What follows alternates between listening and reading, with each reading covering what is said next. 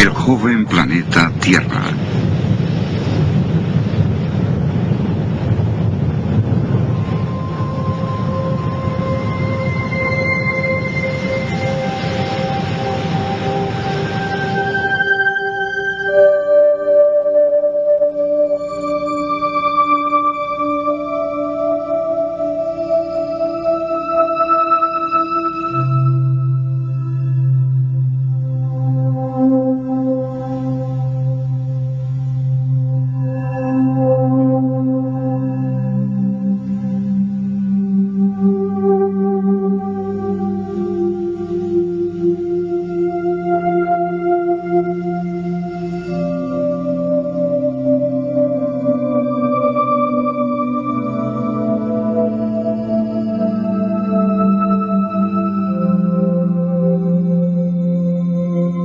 Por décadas, los científicos han propuesto la teoría evolutiva de los orígenes de una Tierra que se formó por el lento enfriamiento de masa fundida durante 4.500 millones de años para crear las rocas base de los continentes, los granitos. Sin embargo, ¿han considerado los científicos todas las evidencias en su teoría de una Tierra que evoluciona desde la antigüedad? ¿Y si hubiera evidencia en los mismos granitos que demostrara que se formaron rápidamente y no por un enfriamiento lento? ¿Y si hubiera evidencia de que estas formaciones sedimentarias que componen el Gran Cañón se depositaron rápida y no lentamente?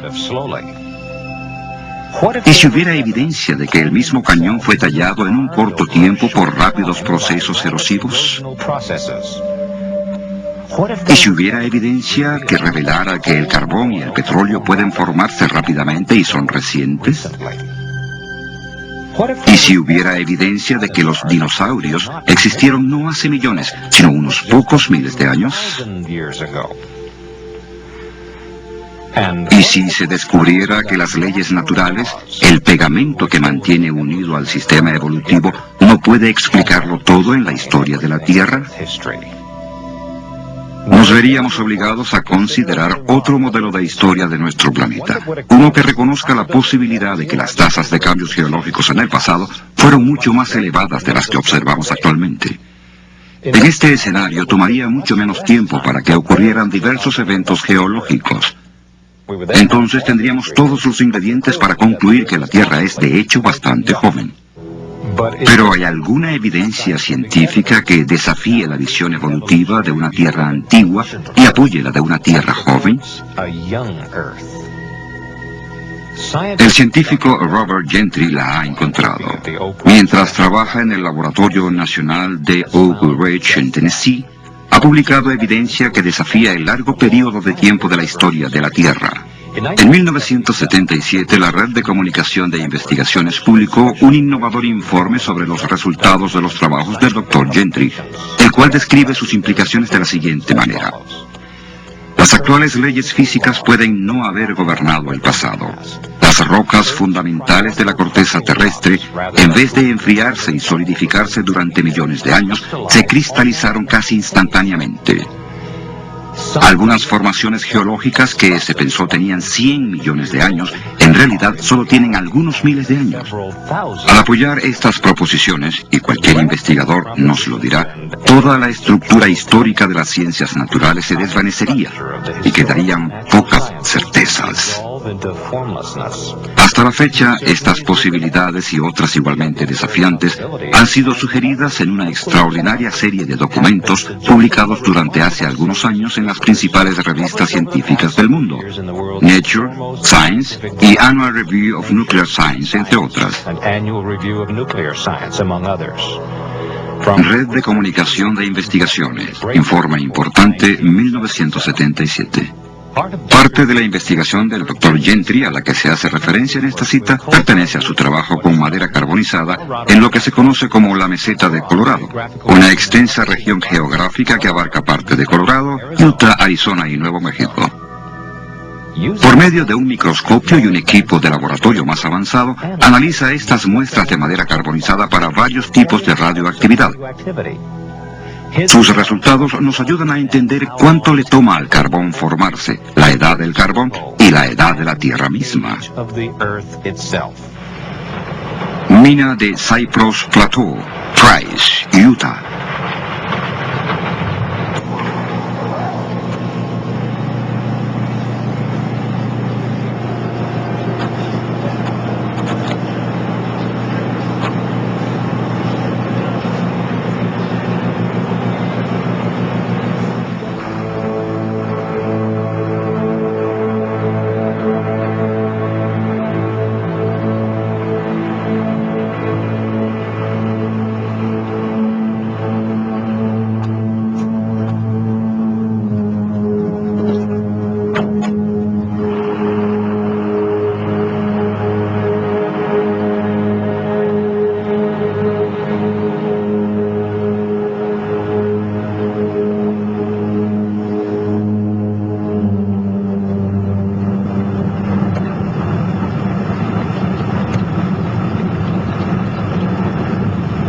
...610 metros, 10 kilómetros bajo tierra.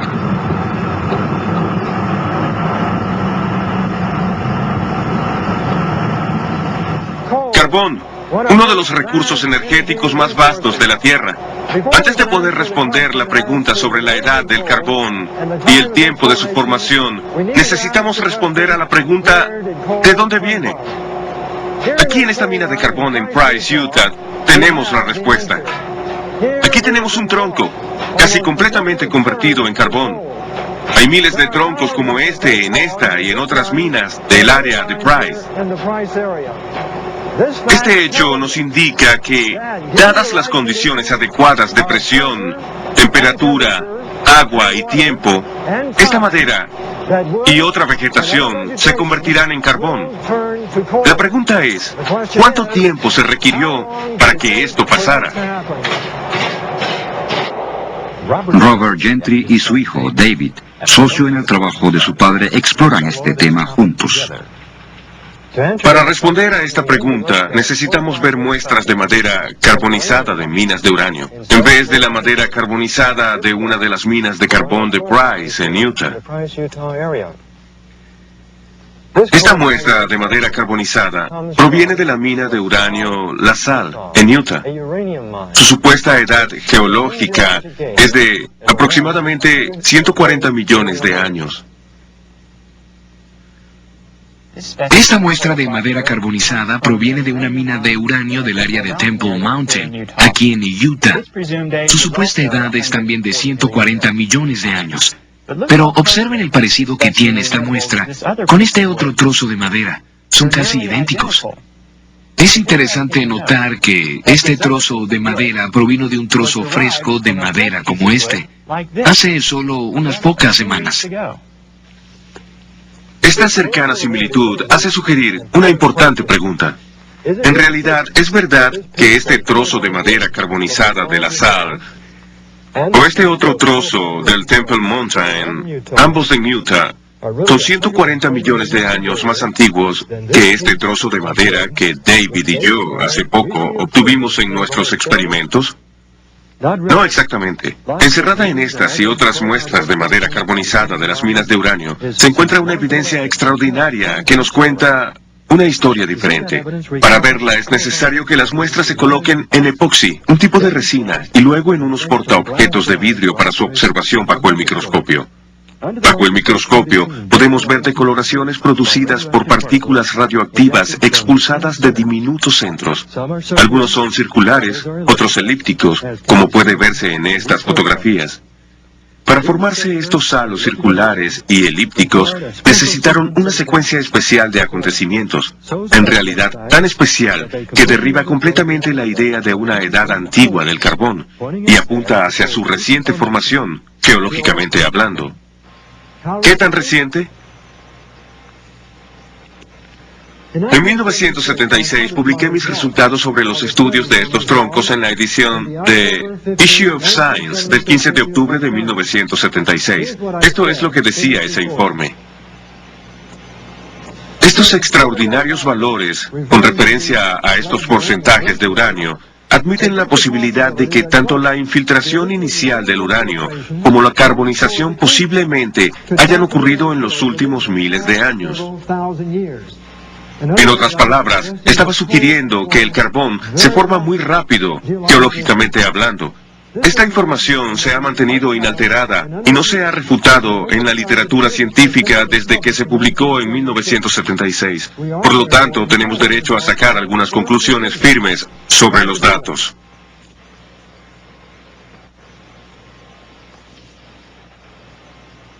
Los geólogos han supuesto que el Eoceno fue hace casi 60 millones de años, el Cretáceo hace 110 millones de años, el Jurásico hace 160 millones y el Triásico hace 225 millones. Pero los resultados que hemos presentado contradicen esa información, y lo que muestran es el entierro simultáneo de todas estas formaciones hace varios miles de años.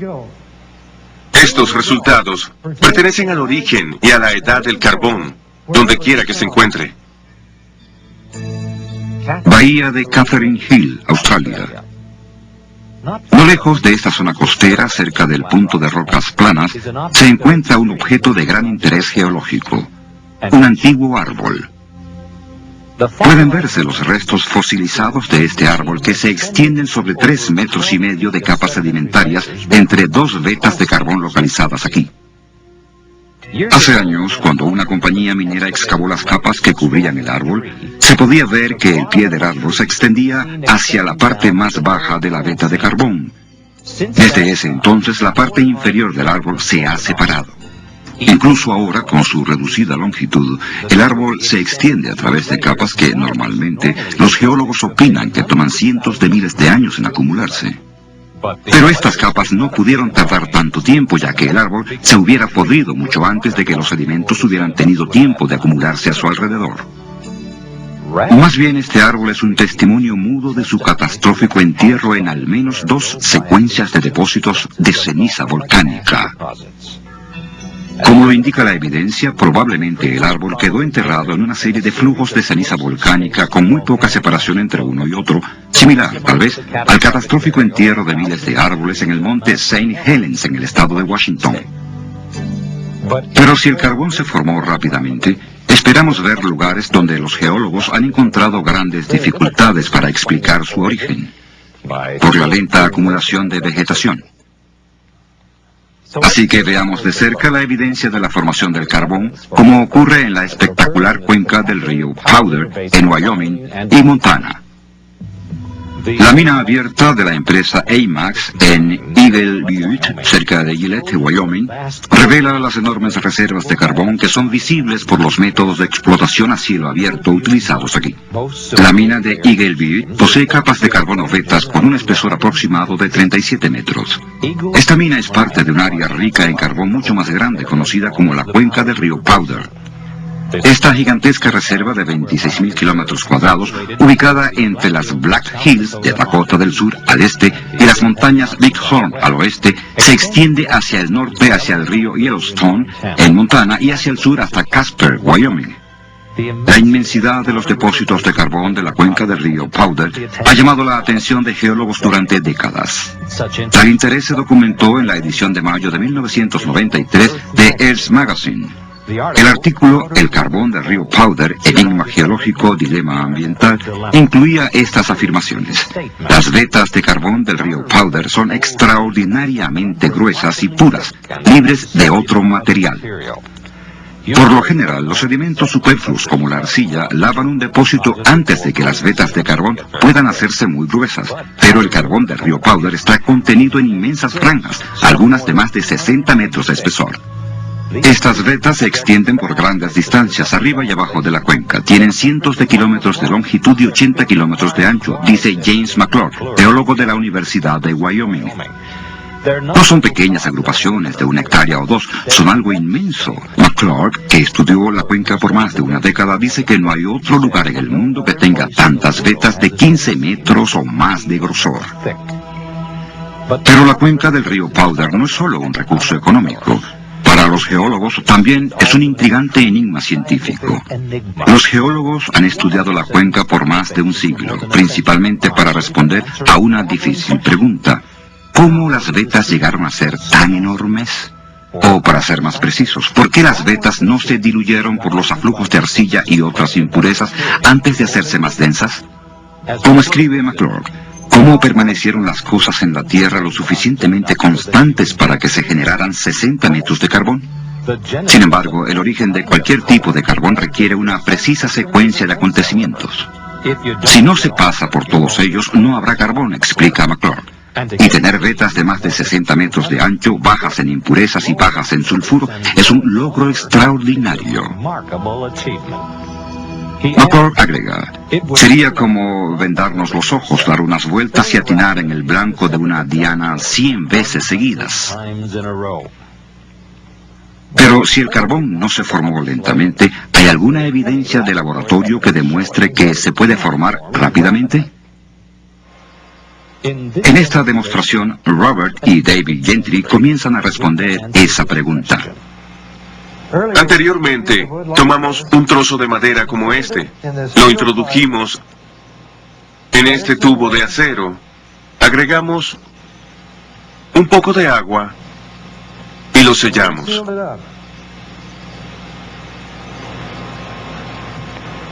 El próximo paso es colocarlo en un horno a más o menos 160 grados centígrados por 2 semanas. Ahora estamos listos para ver los resultados del experimento.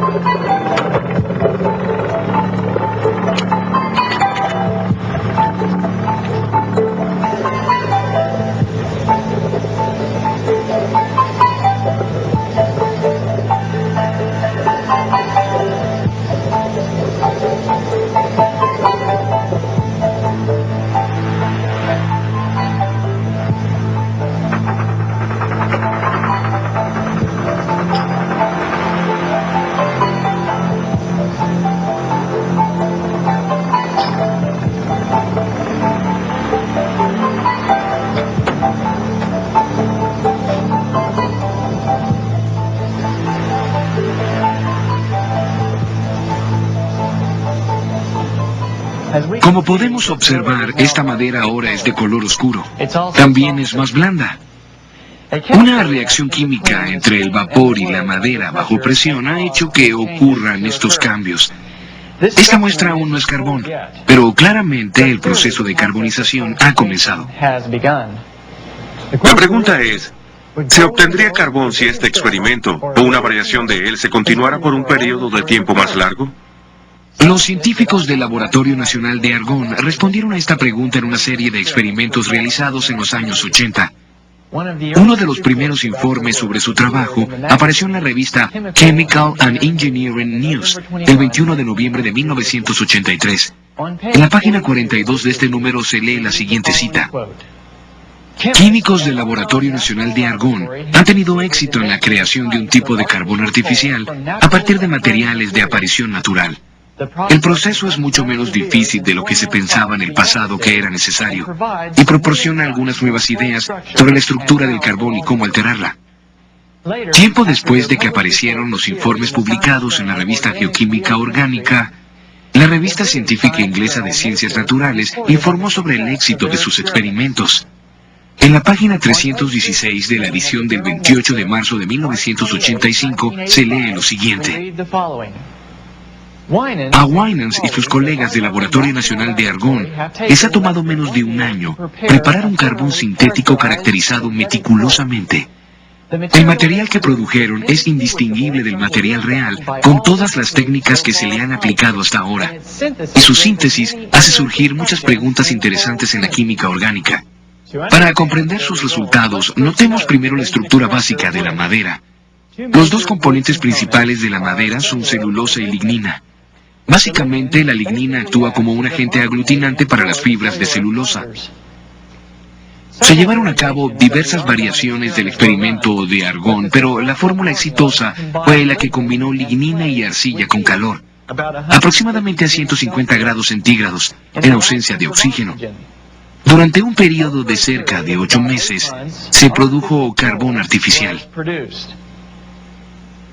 La rapidez con la que puede formarse el carbón cuando el vapor interactúa con la madera bajo presión nos lleva a preguntarnos, ¿Puede el vapor o el agua caliente producir también la rápida transformación de la materia orgánica en petróleo?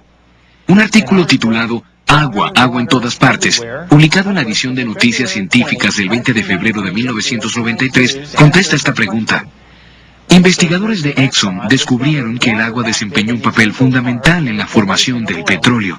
Los esfuerzos para sintetizar petróleo fallaron hasta que se agregó agua caliente en el recipiente del reactor, que contenía la muestra de roca fuerte. Cuando se hizo esto, se encontró una capa de petróleo en la superficie del agua al final del experimento. Este resultado demuestra que hay una vía alterna para la producción de petróleo en la Tierra, con el agua caliente en un papel más importante. El artículo señaló que este descubrimiento podría acabar con las ideas establecidas acerca de la formación del petróleo. Sin embargo, otros acontecimientos naturales ya están haciendo estragos en las teorías convencionales. Y por si fuera poco, algunos investigadores, uno de ellos de la Universidad Estatal de Oregón, han publicado informes que muestran evidencia de formación de petróleo en la actualidad en la cuenca de Guaymas, en el Golfo de California. Ahora mismo en el Golfo de California, a 1800 metros de profundidad, hay una acumulación de sedimentos orgánicos que se derivan de las algas marinas y otras fuentes orgánicas. Debajo, agua sobrecalentada está siendo empujada por una fuente de calor intenso a través de estos sedimentos. El petróleo se forma con la interacción de sedimentos orgánicos y agua sobrecalentada. Este petróleo hidrotermal de la cuenca de Guaymas prácticamente es indistinguible de los petróleos crudos que se obtienen de los pozos perforados en la Tierra. Las implicaciones de este descubrimiento difícilmente pueden ser desestimadas. La posibilidad que debe ser tomada en cuenta es que el origen de las reservas de petróleo crudo que abundan por el mundo puede explicarse por medio de procesos hidrotermales similares a los que tienen lugar en la cuenca de Guaymas. Pero en vez de una dispersión abierta de petróleo, directamente en el agua del mar, un sistema cerrado podría ser visualizado fácilmente, donde se pueda acumular una reserva de crudo. Existe la posibilidad de que una inundación universal fuera decisiva en la producción de las inmensas reservas de petróleo del Medio Oriente y del resto del mundo. La gran cantidad de vegetación sepultada por este tipo de inundación, mezclada con agua sobrecalentada, similar a la detectada en la cuenca de Guaymas, podría producir petróleo en las cantidades que vemos actualmente. Dependiendo de las condiciones del entierro, la materia orgánica se transformaría en petróleo o en carbón. ¿Existe un modelo de historia de la Tierra que incorpore estas características, que admita la formación de las grandes reservas de petróleo y carbón del mundo en un periodo de tiempo mucho más corto del que se ha pensado anteriormente? ¿Qué hay de un modelo basado en el registro de la historia de la Tierra dado en el Génesis? La Biblia describe que la Tierra comenzó a existir hace cerca de 6.000 años. Una tierra originalmente cubierta de exuberante vegetación, luego devastada por un diluvio universal cerca de 1700 años más tarde.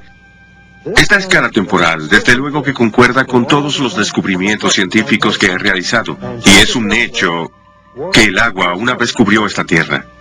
En 1927, Noel Odell descubrió fósiles marinos cerca de la misma cima del monte Everest, montañas que se elevan sobre el agua. Es como la Biblia describe el fin del diluvio universal. De acuerdo con esta descripción, las conchas marinas cerca de la cima del monte Everest nos sorprenden mucho. Y el carbón y el petróleo son el resultado de una rápida devastación y del entierro de exuberante vegetación causados por un diluvio universal. Si es así, ¿qué tal si una inundación universal hubiera causado este rápido enterramiento? La Biblia habla de las fuentes de una grieta grande y profunda, una fuerte referencia a erupciones volcánicas en las cuencas oceánicas antes de la inundación. Esto es significativo, porque recientemente investigadores oceánicos encontraron un área del lecho del Océano Pacífico con más de 1000 volcanes. El área es casi del tamaño del estado de Washington. Estudios adicionales del lecho marino bien pueden producir muchos más descubrimientos. La probabilidad de una extensa actividad volcánica durante el diluvio bíblico nos lleva a pensar en una de las erupciones volcánicas más famosas de los tiempos modernos. El 18 de mayo de 1980, un gigantesco deslizamiento de tierra en el monte St. Helens, Washington, vino acompañado por una explosión equivalente a 20 millones de toneladas de dinamita.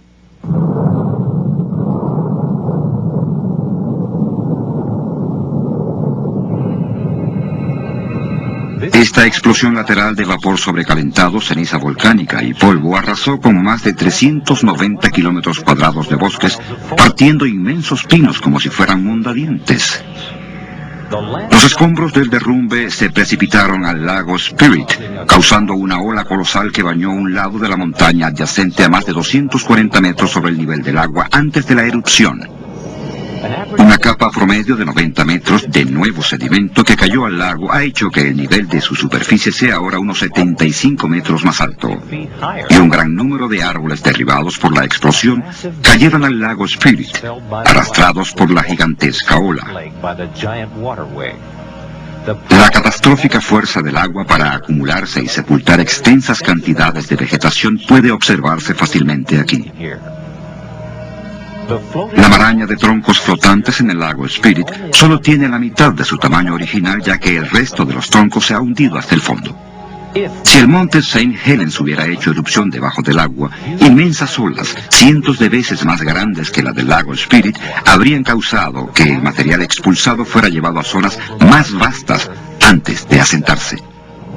Si cientos de estos volcanes estaban activos, podemos comenzar a imaginarnos los destructivos efectos que un diluvio universal habría tenido en la topografía del planeta. Esto hace que nos preguntemos, ¿puede un diluvio universal como el descrito en la Biblia ser también la explicación de otros fenómenos geológicos, como el del Gran Cañón? Algunos geólogos nos habrían dicho que los depósitos sedimentarios se asentaron durante muchos millones de años, lo que simplemente no es verdad. El hecho es que la geología del Gran Cañón encaja en un modelo que se basa en el suceso de un diluvio universal.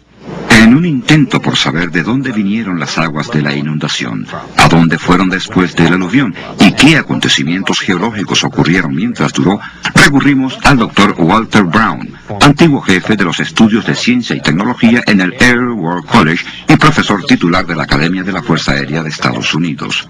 Su desarrollo de la teoría de las hidroplacas proporciona la clave que descubre muchos misterios sobre el diluvio y sus efectos.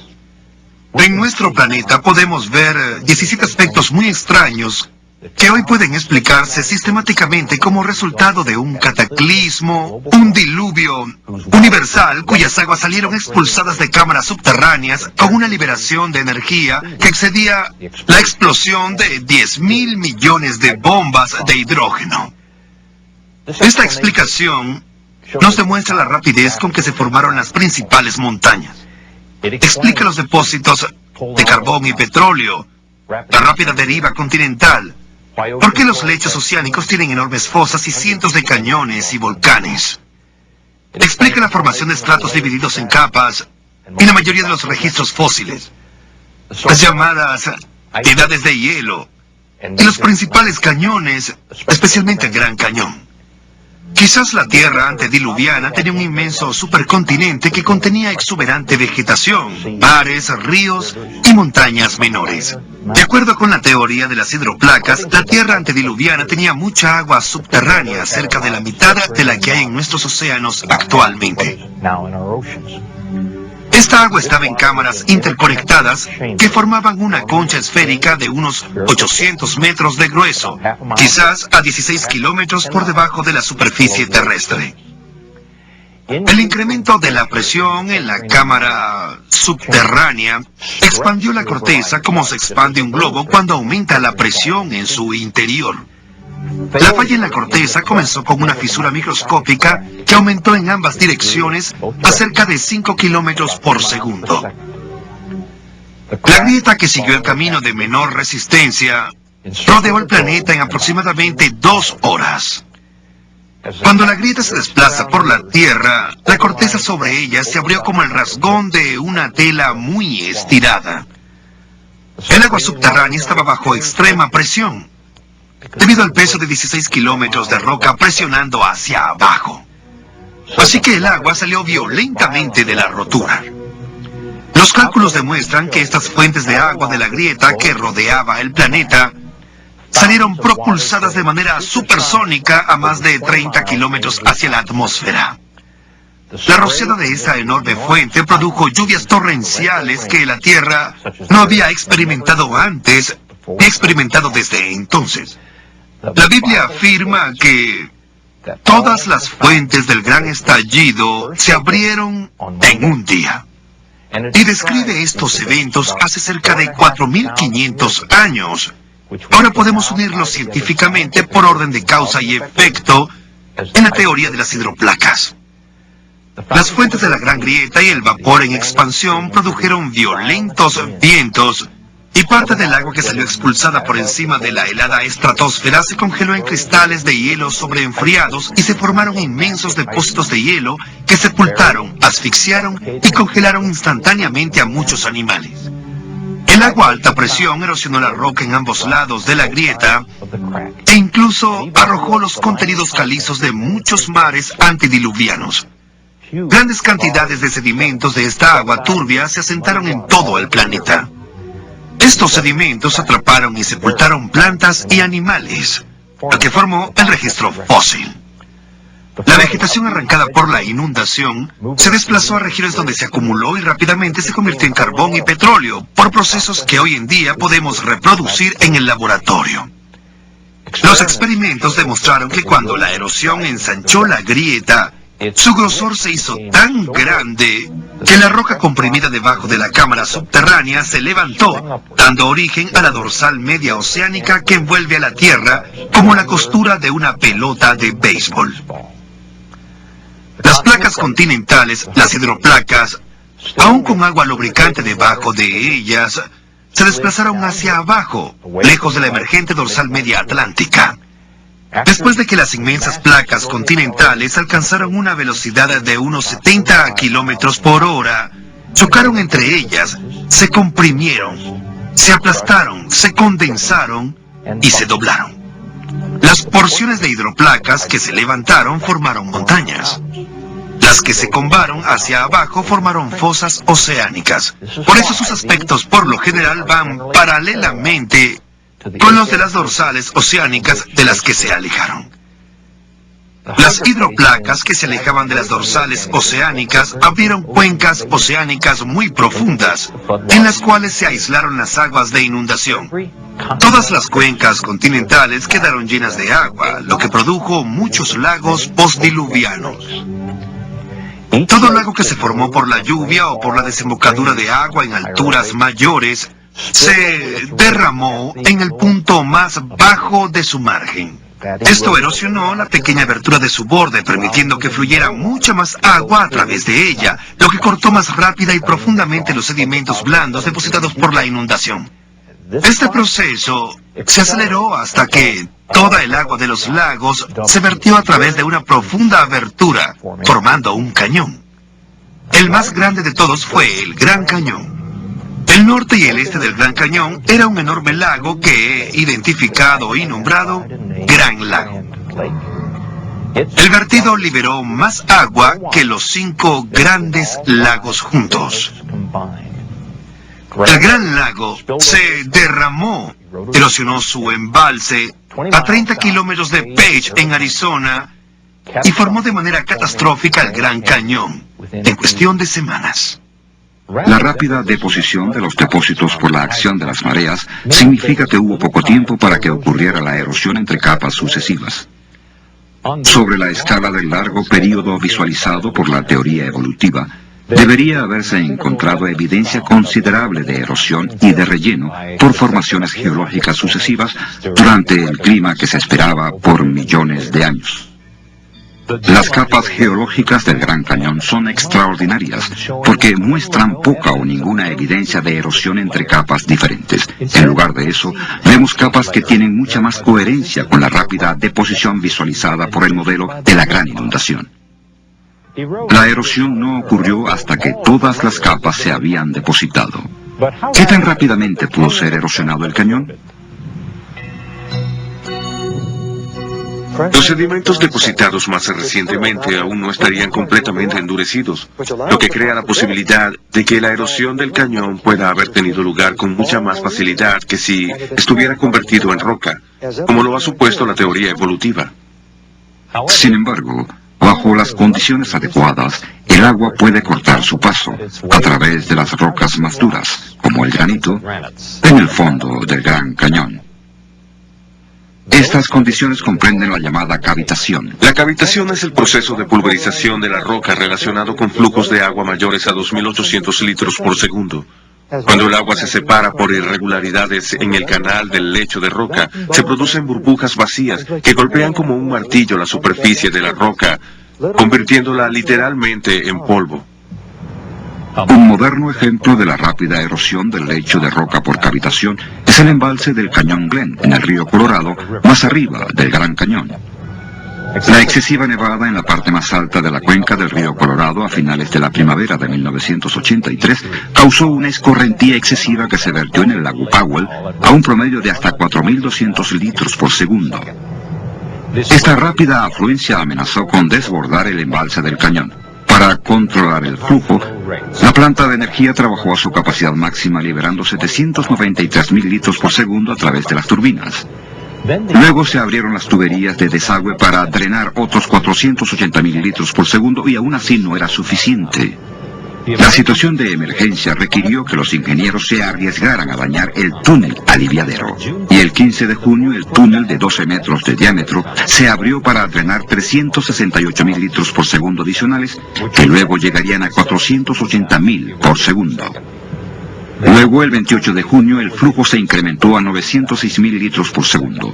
En ese momento, el agua que salía del túnel era roja, y los ingenieros sintieron temblores de tierra fácilmente perceptibles. Grandes bloques de hormigón y roca eran arrojados del túnel de 12 metros de diámetro. Después de cerrar el túnel aliviadero, el equipo de inspección descubrió grandes daños por efecto de la cavitación. El revestimiento de acero de 90 centímetros del hormigón armado del túnel tenía inmensos agujeros. En un recodo donde el túnel se eleva, un hoyo de 9 metros y medio de profundidad, 46 metros de altura y 12 metros de ancho cortaba el revestimiento en piedra arenisca roja. Se requirieron 1.700 metros cúbicos de hormigón para rellenar este enorme agujero. El proceso de reparación comprobó la gran extensión del daño. La velocidad de la erosión en el túnel aliviadero del embalse del Cañón Glen ocurrió muy rápidamente durante el período en que apareció el color rojo del agua y se sintieron los temblores. Es posible que la cavitación pulverizara el hormigón, el acero y la piedra arenisca a un promedio de 28.300 litros por segundo durante el período cumbre de la erosión. Los efectos destructivos de la cavitación en el embalse del Cañón Glen nos indican que el Gran Cañón pudo haberse erosionado muy rápidamente por la abrupta liberación de un gran volumen de agua sobre él. Pero, ¿de dónde provino el agua y qué causó su repentina liberación? Los estudios del Dr. Brown sobre el Gran Cañón proporcionan una de las mejores respuestas. A la mayoría de la gente se le ha dicho que el poderoso río Colorado talló el Gran Cañón durante millones de años. Pero si la gente pudiera estudiar el cañón desde un avión, podría ver su inmensidad y lo diminuto que es el río en relación con el cañón. No hay río sobre la tierra que pueda tallar este gran hoyo en el suelo, ni siquiera en miles de millones de años. Si el río Colorado talló el Gran Cañón, la primera pregunta que deberíamos hacernos es, ¿a dónde van los sedimentos erosionados? Debería haber un gigantesco delta fluvial al final del río Colorado, pero no lo hay. Además, los geólogos no pueden encontrar un gran delta fluvial cerca de esta parte del mundo. Así que debemos preguntarnos a dónde va toda esa tierra. En varios lugares de esta plataforma que domina el Gran Cañón, hay pequeñas montañas o cerros con capas horizontales que cuentan una historia fascinante. Las capas están alineadas, así que obviamente una vez estuvieron conectadas. Algo debe haber pasado y removido varios miles de metros de gruesas capas de material más blando que una vez estuvo en donde estamos ahora. Necesitamos explicar no solo a dónde fue la Tierra que estaba dentro de Este inmenso cañón de 322 kilómetros de largo, sino también a dónde fueron los miles de metros de tierra que una vez estuvieron aquí arriba y que se esparcieron por decenas de miles de kilómetros. Esta formación en particular, llamada Cerro Rojo, no solo sigue teniendo algunas de estas capas horizontales, también posee una clave en la cima. La capa superior es un flujo de lava. La lava solo fluye cuesta abajo, por lo tanto, en un momento, la tierra que rodea la cima de ese cerro debe haber sido más alta. De nuevo, nos preguntamos, ¿a dónde fue toda la tierra? Catastróficamente, el Gran Lago se desbordó y erosionó su embalse, formando el Gran Cañón hacia el sudeste en unas pocas semanas. Otro gran lago postdiluviano, reconocido por los geólogos, una vez estuvo cerca de aquí, el lago Hopi. Cuando el Gran Lago se desbordó catastróficamente, creo que erosionó el límite oeste del lago Hopi, haciendo que este también se desbordara. ¿A dónde fue toda la tierra? Fue esparcida rápidamente sobre el sur de Arizona y sobre parte de California y de Nevada. La evidencia que apoya el diluvio universal bíblico de hace unos 4.300 años ya está montada. Para el Gran Cañón, el diluvio explica cómo las capas sedimentarias rápidamente se depositaron cuando las aguas aumentaron y cómo fueron erosionadas rápidamente cuando las aguas se retiraron. También hemos visto a dónde fue toda la tierra, y hemos visto la evidencia del rápido entierro de la vegetación antediluviana para producir el carbón y el petróleo actuales. Ahora veremos evidencia fósil del rápido entierro de las formas de vida antediluvianas. De hecho, algunas de las evidencias más extraordinarias de la rápida deposición de los sedimentos de la inundación vienen de fósiles bien preservados encontrados en ciertas partes del planeta. Quizás la mayor evidencia fósil del rápido entierro de plantas y vida marina se encuentra en el suroeste de Wyoming, en el Monumento Nacional Fossil Butte. Durante los últimos 100 años, científicos y coleccionistas han recolectado miles de fósiles casi perfectamente preservados de sitios dentro del monumento, en especial aquí en el Cerro Fossil Butte. Es una colección increíblemente variada de tortugas fósiles, rondas de palma, cocodrilos, hojas, insectos, ramas con frutos secos que permanecen intactos. Incluso hay rayas fósiles cuyos esqueletos de cartílago son conocidos por desintegrarse rápidamente y que demuestran que en realidad ese entierro de todas las formas vivientes fue bastante rápido. Pero esto no es todo. Quizás la evidencia más espectacular del entierro rápido de todos los fósiles dentro del monumento son los miles de millones de más de 20 especies de peces. Esta losa de roca en el centro de visitantes del monumento, que mide 2,5 metros por 1,5 metros, muestra vivamente solo unos cuantos de ese número. Sorprendentemente, muchos de los peces conservan no solo el esqueleto entero, sino también los dientes, delicadas escamas y hasta la piel. El inmenso número de peces fósiles en Fossil Butte les ha dejado a los geólogos evolucionistas un gran misterio sin resolver. En 2 secciones tituladas Condiciones ideales para la creación de fósiles y Misterios sin resolver del folleto del Parque Nacional Fossil Butte, se revelan las contradicciones que resultan cuando se utiliza un período terrestre antiguo para explicar el rápido entierro. Por un lado, especulan sobre la existencia de un lago en el que muchos animales y plantas probablemente murieron de manera natural. Por el otro, la evidencia obliga a concluir que en varias ocasiones inmensas cantidades de peces murieron súbitamente. Luego, el folleto iguala esas varias ocasiones con el rápido entierro por precipitación de carbonato de calcio, el mineral fundamental que contiene fósiles año tras año por cientos de miles de años. Realmente este es un escenario increíble. Tener este inmenso número de peces que se reprodujeron en un corto tiempo solo para ser exterminados por una catástrofe un año más tarde aproximadamente. Y esto se repetiría varios cientos de miles de veces. Desde hace tiempo, los paleontólogos deberían haber visto la falacia en este escenario, por ninguna otra razón más que por las frondas de palmas fósiles hermosamente preservadas. Así de simple, las palmeras no crecen en el agua y las brisas suaves no arrancan sus frondas. Solo una catástrofe de enormes proporciones puede explicar los fósiles perfectamente preservados en Fossil Butte. Las rocas en las que están son principalmente de carbonato de calcio, como muchas en el Gran Cañón. Todas tienen una fuente común, la interacción de gases volcánicos con cal arrojados desde las cuencas de los mares antediluvianos. Esta concordancia, junto con la evidencia de la rápida deposición y el entierro, nos indica plenamente que Fossil Butte y el Gran Cañón se originaron en el mismo gran acontecimiento, la catástrofe del diluvio universal. ¿Pero hay alguna otra evidencia que pudiera comprobar que Fossil Butte es solo tan antiguo como el diluvio? La respuesta es sí. Repetidas veces, los geólogos han identificado el sitio de Fossil Butte como perteneciente al Eoceno, que presumen fue hace 50 o 60 millones de años. Pero ya hemos visto en mis estudios de la madera carbonizada y en la gráfica sobre la caída de los periodos geológicos que el Eoceno encaja en el esquema de un diluvio universal hace solo algunos miles de años. Así que no hay duda de que todo el suceso de Fossil Butte encaja solo dentro del esquema de una inundación universal y de una Tierra muy joven. Y eso es todo. No todo quedó sepultado el primer día de la inundación. Las aguas estuvieron aumentando por 40 días. Los animales terrestres, lo suficientemente grandes para sobrevivir un poco más, dejaron registro de sus esfuerzos por escapar de las aguas en aumento. Este registro está en el carbón y es verdaderamente fascinante.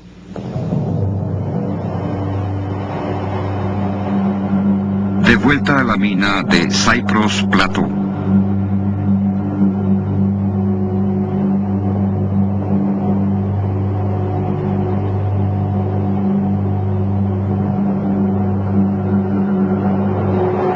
Huellas de dinosaurio en carbón. Asombroso y extraordinario. ¿Cómo llegaron aquí? Obviamente, en el pasado, había una inmensa franja de vegetación en esta área. Los dinosaurios deambulaban sobre la vegetación antes de convertirse en carbón. Pero ¿hace cuánto tiempo fue eso? ¿Qué edad tienen los dinosaurios? Eso es lo que queremos saber. Esta otra huella de dinosaurio nos cuenta la historia. Está justo al lado de uno de esos troncos carbonizados de esta mina de carbón de Price, en Utah. En realidad, está a solo 30 metros de los troncos carbonizados que vimos anteriormente. Así que sabemos que cualquiera que sea la edad de la madera carbonizada, los dinosaurios eran del mismo período.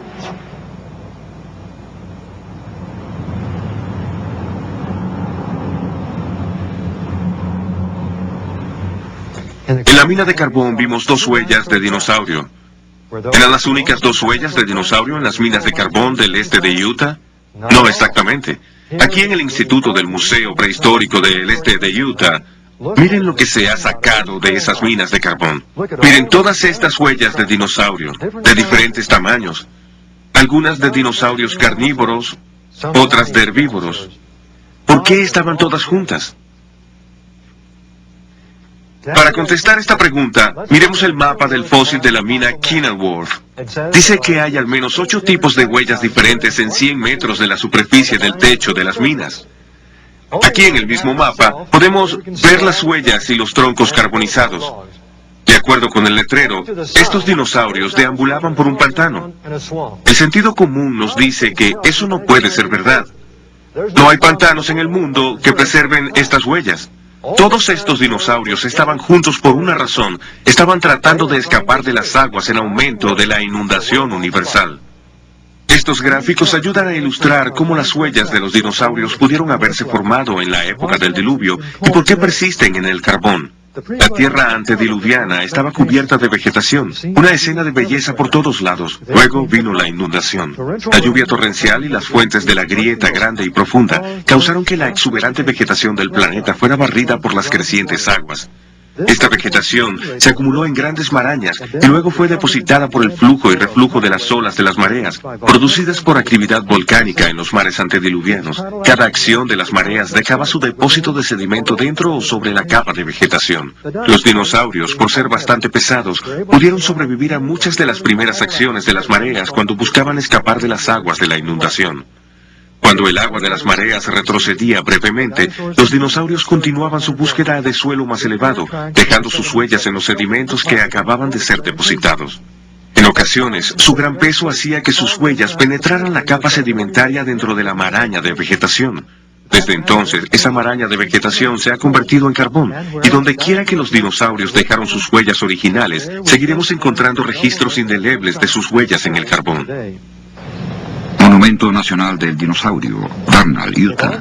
Si todos estos dinosaurios fueron congregados y barridos por las aguas, también esperaríamos que estuvieran sepultados juntos. Y de hecho, aquí en el Monumento Nacional del Dinosaurio en Vernal, Utah, vemos un gigantesco cementerio de dinosaurios fósiles.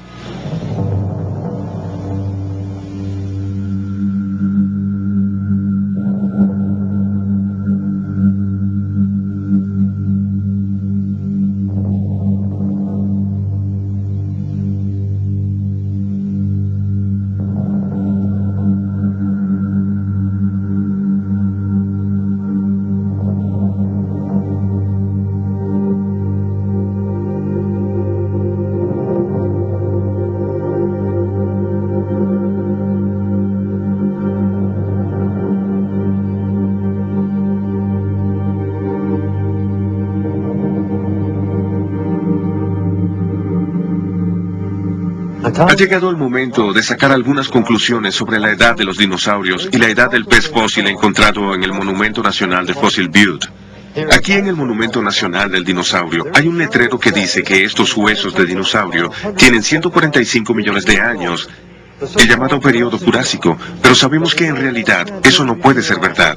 Si recordamos nuestros primeros resultados con la madera carbonizada, ahí encontramos el derrumbamiento de los períodos geológicos. El Eoceno, el Cretáceo, el Jurásico y el Triásico, los encontramos a todos juntos hace solo algunos miles de años. El pez fósil y el Eoceno, los dinosaurios en el Cretáceo, el Jurásico y el Triásico, todos colapsaron hace solo varios miles de años, sepultados en el mismo período del diluvio universal. En este punto, muchos pueden preguntarse cómo esta sorprendente conclusión puede reconciliarse con la visión evolutiva de la historia de la Tierra. Pueden preguntarse, ¿no sabemos por datación radiométrica que las rocas subterráneas del planeta, los granitos, se formaron repetidas veces en diferentes períodos y lugares durante miles de millones de años de período evolutivo? ¿Y no sabemos por medio de estos mismos métodos que los fósiles en las rocas sedimentarias tienen cientos de millones de años de edad? La respuesta es un cortante no para ambas interrogantes. Ni los granitos ni los fósiles tienen estampada su edad cuando son recogidos. Las antiguas edades radiométricas que los científicos han aceptado por tanto tiempo nunca han sido hechos científicos. La información científica objetiva se deriva de los experimentos en el laboratorio. En realidad, la datación radiométrica es solo un cálculo aritmético. Consiste en una medición de laboratorio, la cantidad de plomo dividida entre la cantidad de uranio. Ambas cantidades son averiguadas en el laboratorio. La otra variable supuestamente es una constante. Se adopta una tasa de descomposición constante. Entonces, la edad es calculada como un producto de esa proporción de periodos constantes. Solo la proporción se mide en el laboratorio. Si esta constante aquí en realidad no es una constante sino una variable, entonces la edad es un absurdo. Y las edades radiométricas son demasiada ficción radiométrica. La evolución supone que los granitos se formaron por enfriamiento lento durante miles de millones de años.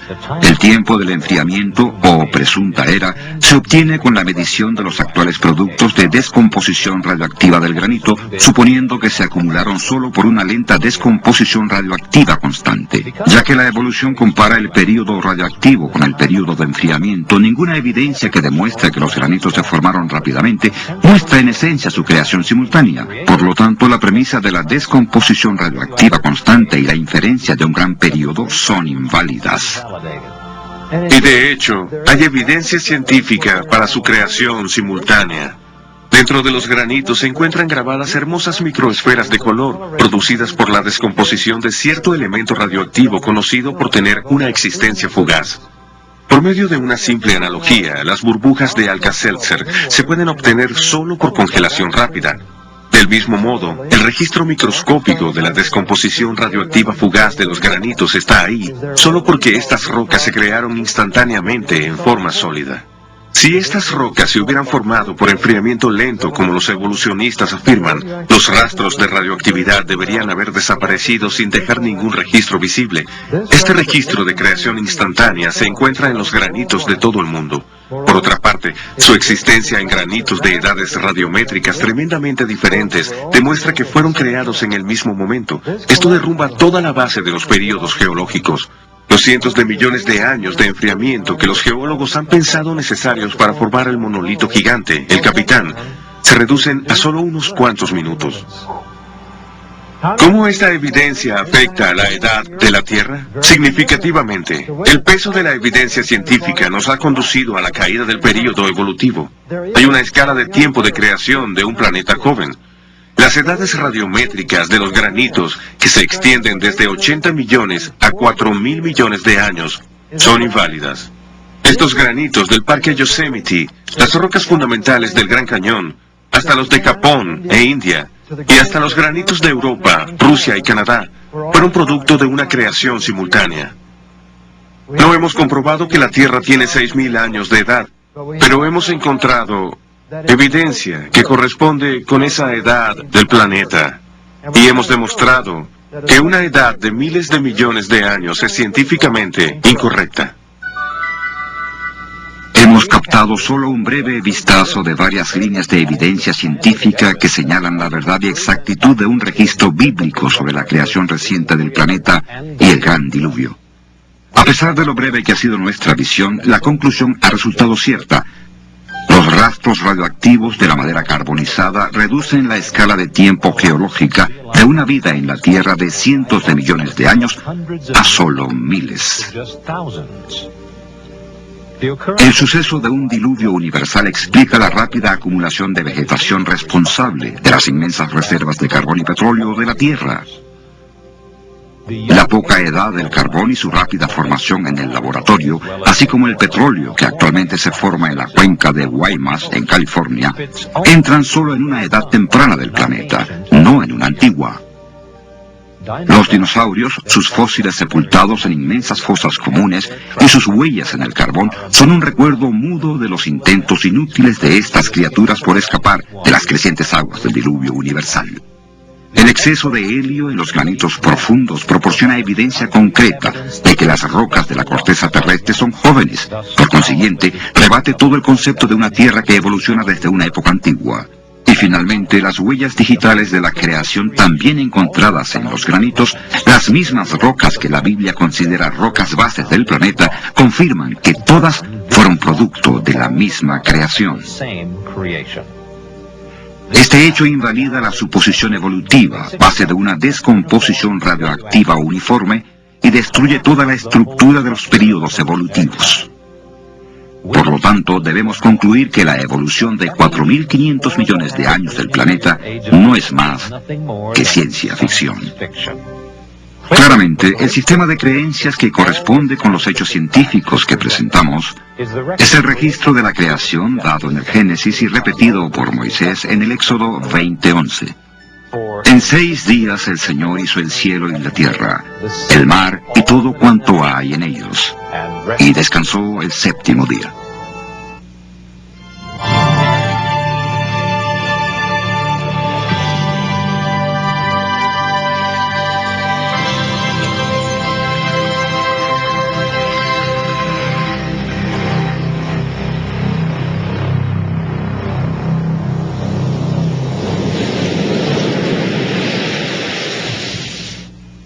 To order this fascinating video, call now 1-800-467-6380. That's 1-800-467-6380.